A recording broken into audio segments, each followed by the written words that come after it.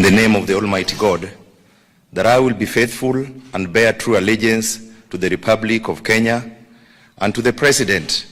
as the Commander-in-Chief of the Kenya Defence Forces, that I will obey, preserve, protect, and defend this Constitution of Kenya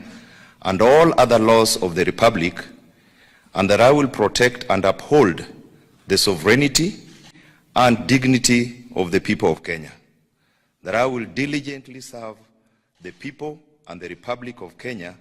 without any fear, favor, bias, affection, ill will, prejudice, or any political, religious, and other influence. In the exercise of the functions entrusted to me, I will at all times respect, uphold, preserve, protect, and defend the Constitution, people, and Republic of Kenya, and obey all laws, orders, regulations, directions, and instructions concerning Kenya Defence Forces. So help me God.